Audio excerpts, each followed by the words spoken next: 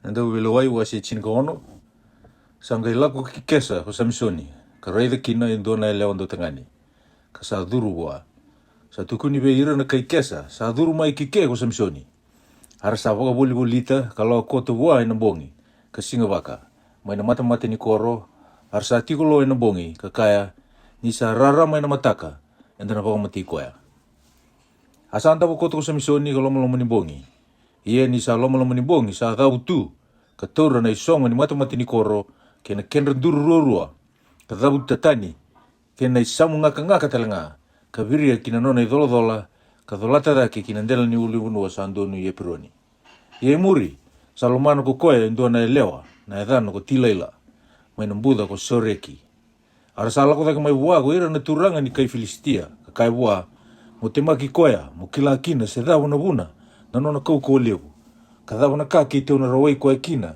me ki teu bisuki koea ka wau molmolu mutaka ia koe ki teu e andua i teu na sulia be iko indua na undolu kandua na nrau na tikni siliwa asa kavi Samsoni ko tilaila mo tukuna mandabe yau se dabu ka wuni nomu kau ko lewu ka dabu kona bisuki rau kina mo molmolu mai asa kavi wako Samsoni ke wakaira na bisuki au e nandali wau ndrokonroka e vitu sa sianga ni singa ni oti anungai molmolumu kanu tau wata kina tomata walenga arsa kau tu wako ira na turanga ni kai Filistia vitu nandali wau ndrokonroka sa sianga ni singa ni oti asa bisuki koe kino ko koea ia sa tiko kaya ena wale ni mwade eso era lao koto asa kai wako koea Samsoni era sa sikiti iko na kai Filistia asa andrutia nandali wau ko koea me wakasa andrutilaki na wau bulu ni sa doronga na mbuka wanga asa sianga ni kila itu na nor kaukaua asa kavi Samsoni ko tilaila reida ko sa baka lia nga ka bosa lasu be yau mutukunu mande mai be yau ngo se dava ko na bisuki rao kina asa kai bua ko koea ke wakaira sa bisuki yau e nandali wau iso sa sianga ni tauri wake oti anungai molmolumu ka na tau wata ke na tamata walenga asa kauta iso nandali wau utilaila ka wau di koe kina ka kai bua Samsoni era sa sikiti ko na kai Filistia asa tiko e na wale ni mode ko ira sa lao koto asa rutilaka ko koea mai na lingana me waka na wa ni duludula asa kai Samsoni ko tilaila ko sa baga li yau tikunga ka do na singongo ko bosala su yau motukunu manda be yau se dava ko na wau di rao kina asa kai bua ko koea ke waka ko sa telia wata ke na bulu na tombe vitu ni ulungu asa wata ndei taka ko koea e nai waka ndei ka kai bua Samsoni era sa sikiti ko na kai Filistia asa enra mai na nona mode ko koea ka kalawayani ke nai waka ndei ka tali kina ke na bulu asa kai bua na lewa o sa kai bua dava au salomaniko ni sa sianga ni tikundino be yau na lomu o sa waka lia yau waka tolu ka sa sianga ni tukuna mai be yau se da waka wuna na nomu koko lewu ia ni sa waka so sa te ki koea e na beisinga ke nga ko koea e na nona wosa ka di kewi koea mo tuasara me sa wole ka ni dhiba kino ko koea sa ngai tukuna wa ko koea na alona tau dhoko ka kai wa sa sianga na itasi sa tarana ulungu ni usa tawase me nona na kalou mai na kete tinangu ke waka kau sa tasivori e ngai yali kina be yau no nungu koukoa ia kau no molmolumu mai kau no ngai tautou wata kena tamata walenga ia ni sa kunia ko tilaila ni sa tukuno wa ko koea na lona tau dhoko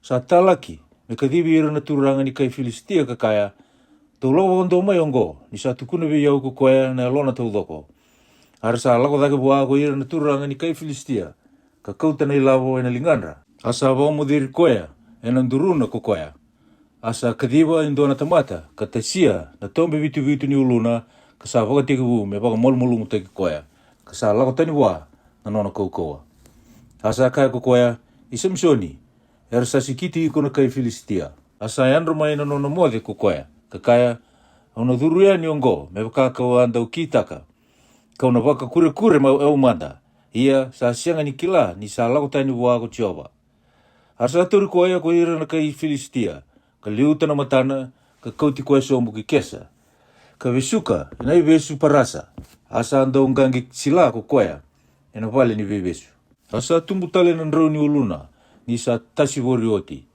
Ia sa songo ni wata ko ira na tura ni kai Filistia. Mera wakata mbora indua ni mandra li lewu, vi te koni na nonda kalou. Ka mera reki, arsa kaya, sa sulia na nonda kalou na nonda meda ko Samsoni, kina linganda.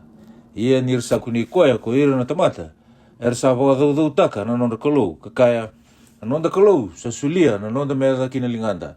Koya, ka wakatadana talanga na nonda wanua, ka mukuti ira, lewu unga veikenda. Ni sa reki na elondra, ersa kaya, me kadhivi ko Samsoni, me mai wakandrendi taki kenda. Asa kadhivi Samsoni mai na vale ni veivesu, arsa ndendre waka, ni sa tue matandra ko koya. Arsa wakatikora na tandrua ni mbou. Asa kaya ko Samsoni wana dhorvou sa tumbere na lingana, lai veu manda meu tara na vei mbou sa tu kina na vale, meu wakararabi manda kina. Ia sa oso na vale na tangane kena elewa. Arsa tiko kina na turanga kena ni kai Filistia. Asa tiko talanga endel ni vale, leo tolu mbeka na undolu na tangane kena elewa. Era sa sar tiko, ni sa wakabuna na ndrende ko Samsoni. Asa masu vichoa ko Samsoni ka kaya, chioa na nungu turanga. Muni na numi au, ka wakuko teki au manda wakandua ngaongo, na kalou. Meu dhuru taka wakandua nga na matangu, rua. Vei ira na kai Filistia. Asa toru wa Samsoni na mbou rua loma sa tu kina na vale, asa mokota, endua ina lingane matau, kandua ina lingane mawi. Asa kaya ko Samsoni, meu mate wata ke ira na kai Filistia. Asa duwa wako koa ko koya, ia na vale sa obida ira na turanga ke ira ke dengana tamata era tiko kina. Asa lele lai sa wakamatea ko koya ni sa ambula tiko, ka leo sa wakamatea ko koya, ena nona mate. Asa ala wasombu no tadina ke ira ke dengana leo ni vale itamana, ka dhulati koya, ka kautayani, ka mbuluta, ena madhawa, sora ke esi taoli, ena mbulumbulu ne mano ana tamana. Asa lewa ira na Israeli ko koya, ka mbaki ruasanga wulu.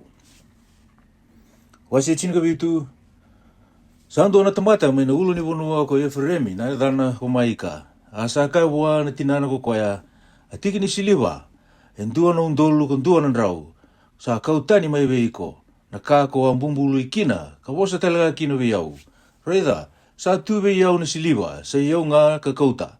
Asa kaya ko tinana, me wakalonga tataki ko na lubengu ko chioba. Ia sa wakasuka ko koya ve tinana, na tiki ni siliwa. Iyo, endua na undolu kundua na ndrau, asa kaya ko tinana. Au sa wakamboroti wakaindina na siliwa, ve chioba, may na lingangu, menei na lubengu. Me dhaka kina endua na matakau deu, kandua na matakau, wakai waidalataki.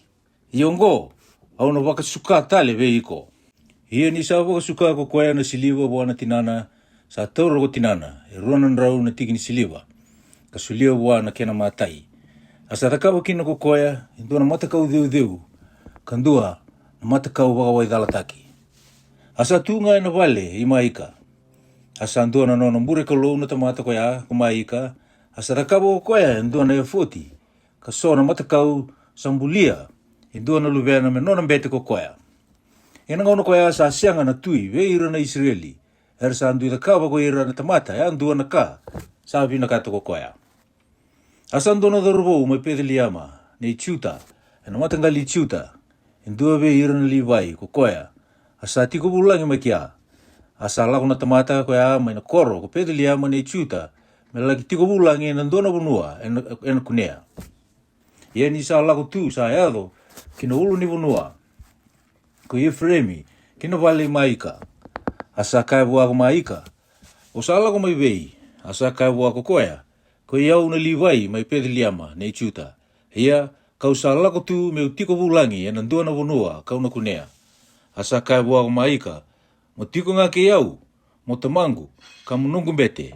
Ia kau na sulia vei iko e tine ni tiki ni siliwa, ena vei ambaki. Kina isulu me rauti iko, kina kemu. Asa tiko na livai. Asa pinakata na livai me tiko kaya na tamata, asa waka indua na luvena ko koya na dhorubou. Asa ambulia na livai ko maika, asa ayado na dhorubou me nona bete. Asa tiko ena vale maika. Sangkai kaya ko maika au sangkai kila, ni na dhaka pinaka vei au ko chioba, ni sa nongu bete indua na livai. Wasi chini ka walu, e na ngauna koe a sa senga na tui ve ira na Israeli. Ia e na ngauna koe a sangara e ndua na i vota me nonra me ra tiko kina ko ira na matangali tani. Ni sa senga ni rawa ve ira na nonra i vota e na kenra malio na ve matangali Israeli. Kaya dhoa na ngauna koe a. Ara sa talaku ira na tani, ele lima na tamata, e na nora matangali, mana nora i ala. E tau sa tamata ganga, mai sora, ke iesi ta oli, me tau lagi rai bonua, ka kila waka binaka, ara sa kai ve ira tau, dau lagi rai waka binaka na bonua, ara tau sa lago yani kina ulu ne bonua ko i firemi, kina wale maika, ara tau sa mode kina. Ira tau sa bole kina wale maika, ara tau sa kila, na domuni dorubou, o koe na livai, ara tau sa dhuru kina ka kai wa, o dei sa kauti ko mai kike. Kadava, ko sa kita kai ke. Kadava, sa rau ve iko ike. Asa kai ve iru tūku koea, sa kita ka poko ngonga ve iau ko maika. Asa wuli iau, me utiko kaya, ia kauna nona bete. Ara tau sa kai wa, mo tarong manda ve koea na kalou, me ki tau kila kina, se na binaka na ka ki tau sa alako kina, se sengai. Asa kai ve iru tūku koea na bete, dau lako ngā, ena wakadengu, sa tua na mate tiowa, na salan dau sa lako kina.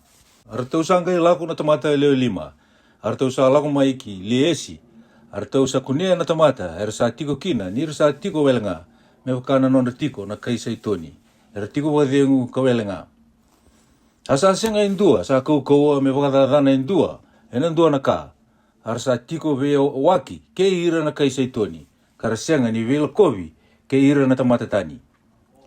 Ara tau sa le sumai ve ira na wekandra, ki sora, ke iesi taoli. Ara sa kai ve ira tau ko ira na wekandra. Sa boka vei ko ikimdou. Ara tau sa kaya, tau ia, menda lako dake kapala ke ira. Ni ke tau sa raida o tina bonua, ka sabi na kasara. Ia, dau sa wele tiko. Mondou ka kua ni puti sa, mondou lako, mondou tau kena na bonua. Ni dau sa lako kina, dau na yado ve ira na tamata, era tiko wele nga. Ia, sa andona bonua lewu. Ni sa sulia kini lingam dau ko koe na kalou. Abunua sa sianga ni raunarabua e nandua na ka sa tiko i burubura. Asa tabutu mai ki a leo ono na rau na tamata e na matangali itani, mai sora ke esi taoli, era sa waka rangi tu me ia na iwalu. Ara sa lako dake ka tiko mai kiri adi tiarimi, mai juta, o koea era sa waka toka kina na esana koea, ko me ene tani, ka dhoba na singongo. Raida, sa koto mai na daku i kiri adi, tiarimi. Ara sa lawa yani mai kia kina ulu ne unua ko e fremi. Kaya ado kina vale ve maika. Ara tau sa wosa ko ira tau na tamata 5. Ara tau ala ki reida na unua ko le esi. Ka kai ve ira na wakanda tau. Dau sa kilam beka ni sa tiko e no ve vale ongo indua na e40. Ka so na matakau. Ka ndua na matakau deu. Ka ndua na matakau waka waidhalataki. I ongo, dau le wa manda na ka mundo da kawa. Ara sa ngole kina, ka lako kina nona vale na dorubou, na livai iyo kina vale maika. Ara sa ve kinda waki kaya. Ia sa tu mai na matamata ni koro, ko ira na tamata e leo ono na nrau, ve ira na matangali tani, ko ira er sa waka e rangi tu, e na e rangi ni walu. Ia ara tau sa lako dhake na tamata 5, er tau a laki reida na vanua, ka ara tau sa dhuru kina, ka kauta na matakau deu, ke ina e40, ke ina vei matakau tani, ke na matakau waka waidhalataki, ia sa tu mai na matamata ni koro na bete, ke ira na tamata e leo ono na nrau, er sa waka e rangi tu, e na e rangi ni walu. Ia, ko ira tau ngo, er tau sa dhuru kina vale maika, ka kauta mai kina na matakau deu, na e40, ke na matakau waka waidhalataki, ke na vei matakau tani. Sanga e kai vero tau ko koe na bete, a sa dhava, tau sa dhakawa, ar tau sa kai wa, mo tikolo, mo tambo naka na musumu, ena lingamu, ka mo logo wate ke mami, mo ni mami ngase, ke na ni mami bete. Sabi naka liwe iko, mo bete kina vale ni tamata, e leen dua nga, se mo bete kina dua na matangali, ka dua na matapu vale ve ira na Israeli. Asa re kina alona na bete, asa kau toko koe na e40, ke na matakau deu, ke na vei matakau tani, ka lako e na kenra mahaliwa na tamata. Arasa le suka lako yani, ka lewa me liu, ve ira na ngone lalai. Lai, ke na manu hea voi wa, ke na kamunanga. Ia ni sabe ya waki sara, ke ira na vale maika. Era sa songo ni wata na tamata, era sa tiko, era ve vale sa vola ka kina vale maika. Ara sa laki baudi ira na tani. Arsa kai diani be ira na tani arsa rai buki ka kai be maika ko sa boge be indo sa songo ni wata mai asa kai ko koya do sa ka utani na nongu kalu ko wada kawa ke na bete kan do sa la ko tani kada tali sa tu be yau ia kada do sa taronga kino be yau adava sa manati ko asa kai bo ko ira na tani me ka ko ni rongo be ki mai minando momu de so na tamata duru sa di ani be ki mundo kan do mati kina ko iko ke ira to una leoni vale arsala ko ngai nuir na tani ia ni sarida ko mai ka era sa ko ka sa mol molumu ko koya sa le sutale ko koya kina nona vale arsa ko tana kas kada kawa ko mai ka kina nona bete talenga arsa lago ki leesi ki be ira leoni vonu era sa boga dengu ka tiko welenga arsa vitira enai sele wau ka waka mana koro asa singa indu me bombula ni ro sa veo waki ke saitoni arsa senga ni velkovi ke ira na tamatani asa kotongori yana buda mai pedriopi arsa tarano koro katiko kina arsa bakoto kana ya ni koro kotani me kana ya itani na non gase koya kalube israeli yana ya ni koro koya iliu ko leesi arsa bondure da ke menonra na mata kau deu ko ira na tani ia ko tsona dani na lube kerisomi na lube mosese o koya ke ira na lubena era sa mbeti kina na matangali tani ka do na singa sa bombulo tagi kina na bonua arsa bondure da ke na mata kau deu i maika koya kada ka ko koya menonra na ngona ketenga sa tiko kina mai sailo na vale nikolo wasi chinga diwa ia na ngona koya ni sa sianga na tuibe ira na israeli Sandua be ira na matangali liwai sa tiko bulangi yana ndua na yasa ni ulu ni vunua ko efremi. Asa kauta indua na lewa mai pedelia mai chuta. Me utina leilai. Asa adala na utina leilai ni sa andau tangani. Asa lau tani waa kina vale ni tamana mai pedelia mai chuta. Asa tiko kina kabulaba. Asa ada butu na utina. Kamuri koya me bosa vinaka. Waa kame kauti koya tale mai. Asa lako kaya hindua na nonodoru karua na asa. Asa kauti koe na elewa kina vale ni tamana. Ia ni sa reithi koe na tamani elewa sa reki ni sa tawa ki koe. Ia na bungona na tamani elewa sa rikewi koe mitiko. Asa tiko kaya kambongi tolu. Arto sa kana kangunu kamode kina. Ia na ikawani singa. Arto sa sowe na mataka asa ia ko koe melako. Asa kaya na tamani elewa vi koe na bungona. Me wakatingu manda na lomamu. Kamukana mandrai ia imuri dongai lako. Harus hati ko sombo, kakana kangunu wata, asa ka buana tamata, na tamu ni lewa, mulasa manda, katiko ena bongi ongo, kama marau na lomu, ia ni sa dhabu tu, na tamata melako, sa dikewi koya ko bungona, asa mode tale maikina. Asa so na mataka ko koya na ikalima ni singa, melako, asa ka na tamu ni lewa, bebo katingu manda na lomamu, harus sa wakang bera-bera, kasaya kabi mai, harus akan wata rua. Ia ni sa ia melako na tamata, kena watina leilai, kena nona dorbo, sa kai buana bungona na tamani lewa. Raida, sa gaya kabi mai, mondoti ko manda ka mode. Raida, sa ambongi na bunua, momode ike, kame maro manda na lomu. Ia mondonga iso na mataka kalako, kina nomu vale. Asa siang ni bieti ko na tamata, asa ia kalawayani, kalagindonu i chepusa. Koya ko Jerusalemi, asa tu bua, iruana asa. Sa wakai bondo tu, sa lago batakai talenga na otina lailai. Nirto sa boleh ke cepusa, sa lagin romu na singa, asa ka buana na turangan na tamata, tomai lago kina na korongo na cepusa iti, kamode kina, asa ka vi koe na turanga, enda to na sianga li ngole kina na koro na kaitani, era sa sianga ni Israeli enda to sa lago nga ki pea, asa ka ko koe buana na tamata, menda to lago boleh ka kina na korongo, me mode kina.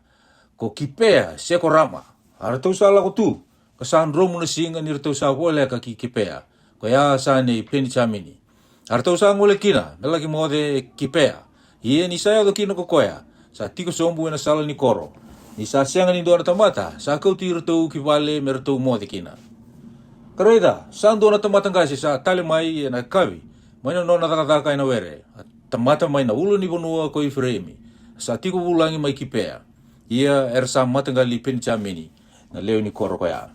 Ia ni sa taradake ko koya sa kunea na tamata bulangi sa tiko na sala ni koro. Asa kaya nangase ko sa lako mai vei, ia, ko sa lako ki vei, asa kai boa ko koea, ke te usa lako tiko mai pedelia mai ciuta, me lako kina ase ni ulu ni wanua ko ifremi, ngori ka usa lako mai kina. Ia kau lako ki pedelia mai ciuta, ia kau sa lako tu kina vali choba. Asa sianga na tamata, sa kau ti au ki vale, ia sa tu ngana tho, kina kenrau, na nirau asa. Kina mandrai, kina waini, mera rauti kitu, kina watingu, kina dhoruwa wakoya sa tiko ke kirau na num tamata. Sa sianga liniali enduana ka, asa kaya nangasi. Oba kadengu, sa nongo itawi ngana ka, rauti ki mundo, ia muka kua ngani mode, ena sala ni koro. Asa kouti koea kina nona vale, kasa wakania na asa, hartu sa buea na wanatou karakana kangunu. Hene rito sa maro tiko reida, ko hira na leo ni koro, so, era lubini da, era sa bulita na vale, ka tukia na isongo ni katumba, ka wosa buana ngase, na itauke ni vale, ka kaya, ma kouta mai ki tau tumba, na tamata ka dhuru kina nomu vale, me ke tau vemu dheri kaya. Asa dhuru yani veira ko koea na itauke ni vale ka kaya veira, na kangu, undo kakua ni dhakawa na ka dhaongo, ni sa lako mai kina nungu vale, na tamata ongo, undo kakua ni dhakawa na kalie liongo. Reida, sa tiko na luvengu, sa ngone lewa, kina watina lailai, na tamata ongo, au na kauti rau, ki tau tumba, ia dau moderi rau, kada kawa vei rau na kando vinakata, ia undo kakua ni kita ka bua, na tamata ongo, na kalie liongo. Ia sambese, ni wararongo bua ko ira na tamata, asa taura na watina lailai na tamata, ka kauta ki tau tumba veira, arasa moderi koea, ka kitaki koea wakada, e nambongi ka singa waka. Ia ni sa kindara mataka, era sa laibi koea.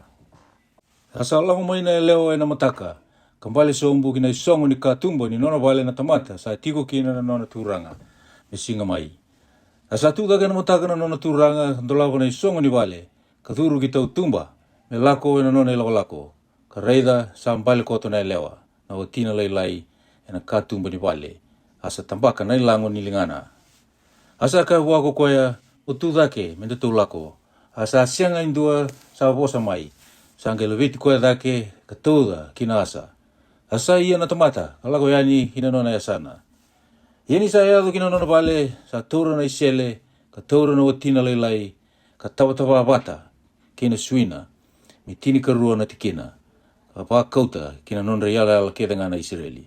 Ia sa kai ko ira kedanga kunea, sa sianga indua, na kawakaongo, sa dhaka sikuni, maina singa era sa lako dhake kina na Israeli maina unua ko ichipita, ka edho wana singa ongo. Do waka sama kina, ka ndo musea, ka wosa mai. Wasiru sama bulu, sanga ilako yani ko ira kedanga na Israeli, harasa songo ni wata vichova, ki misi pe, ko ira na isongo-songo, meba ka era lendu ambao ngana tamata mai na tani, ka edho ki pieri siapa, kina unua ko kiliati.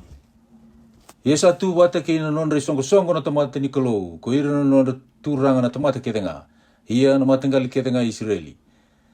Era le wasa mabulu na omba na tamata, era sa tumbale kasa waka isele wau. Ia sa rongoda ko ira na matangali Benjamini, ni sa lako dhake ki misipe, ko ira na matangali Israeli. Era sa angkai kaya ko ira na Israeli, do tukuna mai, sa yado bagai bei na ka taongo. Asa wosa na liwai na watini lewa ka wamatei ka kaya. Awa lako mai ki pea sa nei Benjamini, ko i kirau kena watingo lailai, me mode kina. Arasa ia mera wadada ni au, ko ira na kai ki pea. Ka bulita na vale ka usati ko kina na bongi. Era sana numa, mera wamatei au. Ia, era taura wako ko na watingo lailai, ka wadadana, asa mati kina ko koea. Ia ka watora na watingo lailai ka tautawa.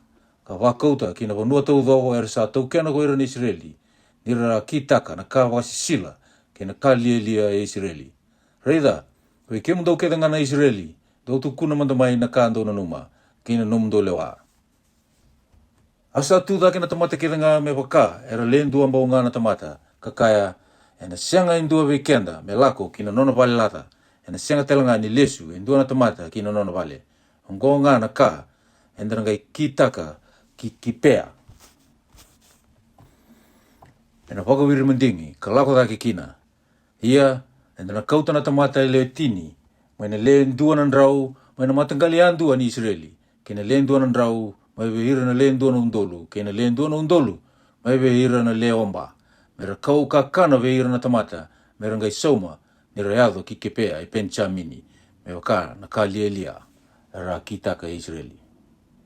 Arsa songu ni wata, mera kamba na koro, ko ira ke na Israeli. Ka sa yalo wata, me waka era lendua mbonga na tamata.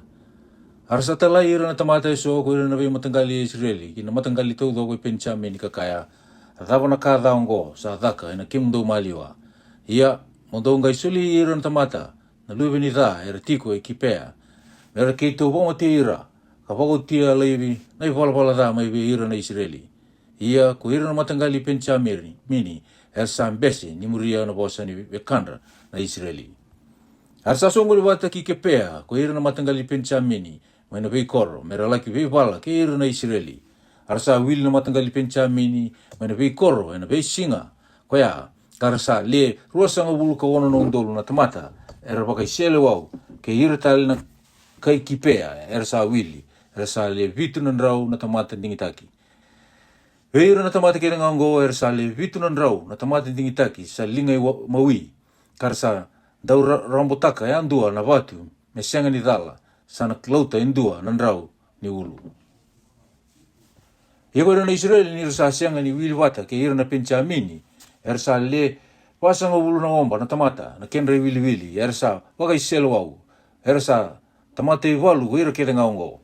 Ara sa dhau tuna Israeli ka lako dhake, kina wale ni kalou, ka taronga na kalou ka kaya, o dhebe ke mami me liu yani, me wei wala ke ira na matangali penchamini, asa kaya ko tioba, mera liu ko ira na matangali chuta. Ara sa dhau tu na mataka, ko ira na Israeli, ka laki tiko bagai walu ke kipea, asa lako yani ko ira na Israeli, me wei wala ke ira na penchamini, kara tu wei walu ko ira na Israeli, mera wei wala ke ira na mai kipea. Arsa dureni, mai kipea, ko ira na penchamini, arsa waumatea, ile rua na omba, ka rua na undolu na tamata, ve ira na Israeli, yan singa koea, ia, ko ira na Israeli, arsa wakangangata ki ira, ka tuwai ira tale wakai walu, yan tikina, era tuwai walu kina, ni mata ni singa.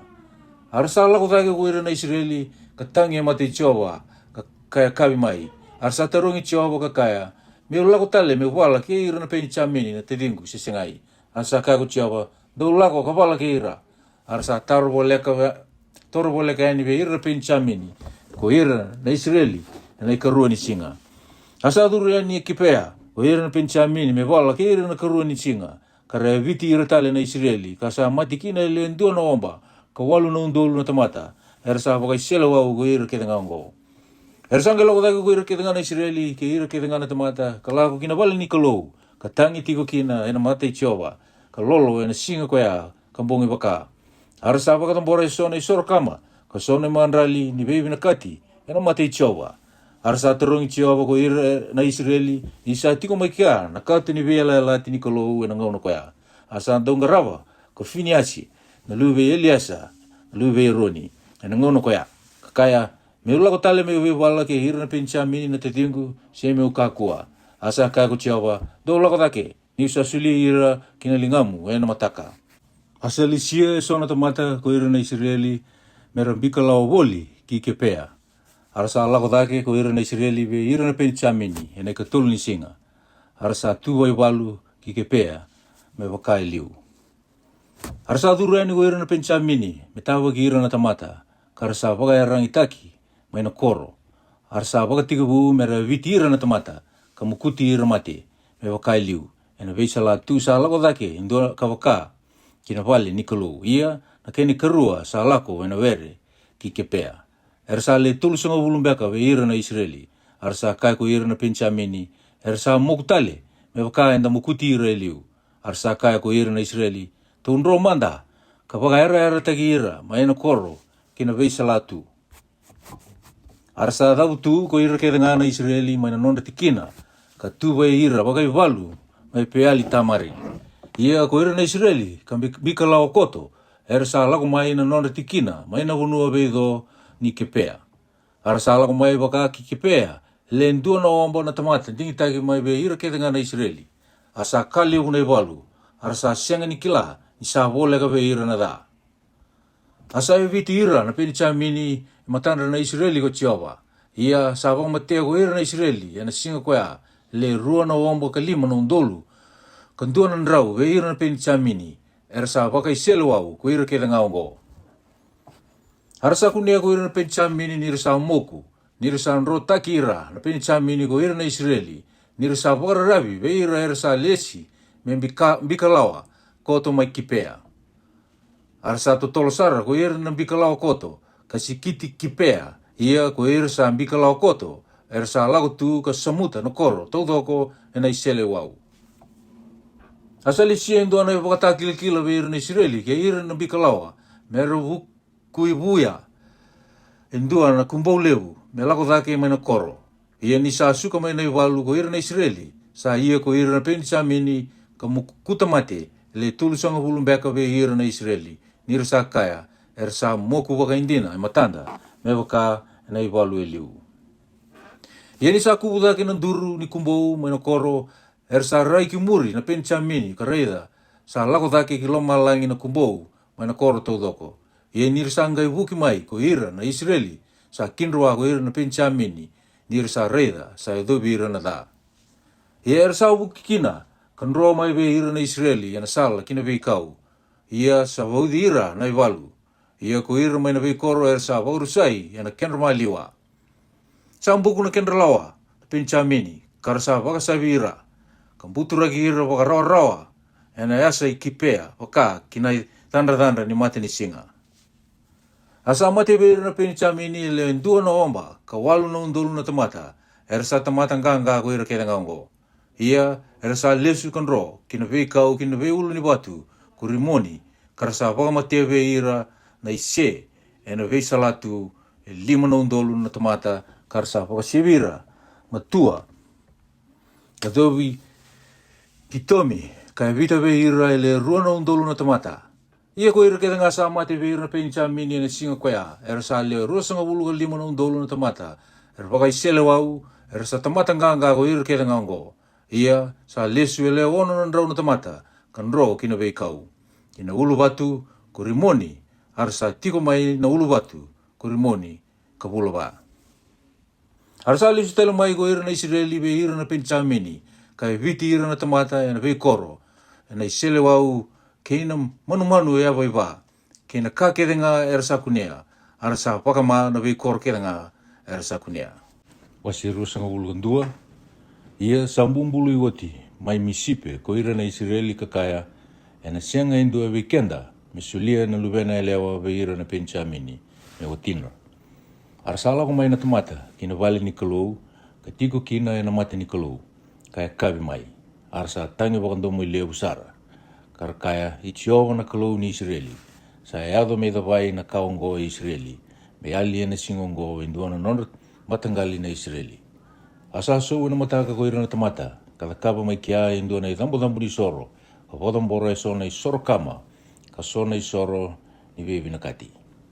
Asa ka na Israeli, o dhei na matangali keda ngai ni Israeli, sa senga ni lako dhake ke ira na i songo ke vechiowa. Ni sa andua na non rambumbulu imbi, na vuku, i koea, sa senga ni lako dhake ke vechiowa, ki misipe, ka waka, na mate waga indina ko koea. Asa vevu tuni, ko ira na Israeli na vukunda na peni chamini, na wekandra, kakaya, sa munduki indai, indua na matangali ma Israeli. Adaba, menda kitaka, mera wakawatikina ko ira savo, ninda sa mbumbulu i oti vechova, ninda sa asianga ni suli ira, na nonda ngone lewa me watinra. Arasa kaya, o deve ira na ve matangali ni Israeli, sa asianga ni lako, taki ki vechova, ki misipe. Kareda, sa asianga indua sa lako mai, chepe si kiliati, kinai tiko ni sa ia na songo ni wata. Ia ni sa uli na tamata sa sianga ve ira na kai chepesi kiliati sa tiko kina. Ia ko ira na songo era sa tala ele tini karuo na undolo na tamata mai ve ira na tamata nganga. Ka wakarote ve ira kakaya, dau laki e viti ira na kai chepesi kiliati e na isele wau. Ko ira bate kina e lewa tena ngoni. Ia na kaongo mundo da kava, dau na wakamatea sara na tangani kedenga, kina lewa kedenga sa vea dovi ke na tangani. Arsa kuneve ira na kai che pesi kiliati ele wanan rau na ngone leo ersa senga ni vedovi ke na tangane. Arsa kauti ira kina tiko ki sailo mai na wonua ko kenani. Ia sa talatala ko ira na songo tau doko ve ira na penchamini era tiko mai na ulu watu ko rimoni ka kaiti waka ve ira na sautu. Asa lisu tali mai ko ira na penchamini na ngono ko ya. Arsa sulia ve ira na lewa era wakambula mai ve ira na lewa ni che pesi kiliati ia sa senga ngani rautira. Arsa ve butuni ko ira na tamata ena bukunda na penchamini ni sa wakalutuia sombu na ve matangali ni Israeli ko Chiaba. Asanga ika ko ira na nongasi na songo. Adaba mendela kawa ena bukunda savo. Meravaga wati kanisa yali na elewa ve ira na penchamini. Arsa kaya na wota penchamini me sa nonda tiko era sa nrombula. Me ka kua ni kaumboko endua na matangali mai ve ira na Israeli. Ia ko ikenda enda sa senga ni sulia rawa me o tindra na nonda ngone lewa nir sa mbumbulu o tiko ira na Israeli kakaya me dha ko koya sa sulia endua me o tina na penchamini. Arsa gai kaya reida sa andua na songo ni lewu vichova mai sailo ena veambaki mana yasa i pedeli kina tokalau. Ena batina kina tui dhake ni salatu sa lako dhake mai pedeli ki sikemi kawaka kina dewa ki lipona. Arsa wakarutira na penchamini kakaya doula ki lau koto e loma ni vei were ni vei vaini. Ka reida manda ser sa lau mai kina imbili na ngone leo ni sailo mera mai ia na meke. Iendonga lau mai na vei were ni vaini ka tura ya andua na otina mai vei ira na ngone leo ni sailo. Ka lau yani kina nondra hunua na penchamini. Iani rasa lau mai na tamandra sena nganendra me mbeita ki ke mundou kina vei ke mami na ngai ka veira do ya lolo mga veira ena hukui mami ni ke mami a sianga ni toro bula ena iwalu na elewa me watinra ya andua kanindo sa sianga ni solia na luwe mundou veira mundou dalakina arsa kita ka wakakina ko ira na penchamini kara kauta me watinra me rauti ira mai veira ersa meke o ira ersa nrotaka arsa lisu tale kina nonre wota katarana koro eso the tigo kina. Arsa lau tani mai kia ko ira na Israeli na ngono ko ya. Na tamata ya andua kina nona matangali. Kina nona bubale. Arsa lau tani mai kia. Na tamata ya andua kina nona wota. E na ngono ko ya sa sianga na tui ve ira na Israeli. Ersa andui kitaka. Na tamata ya andua na kasa vinakata ko ya. Malo.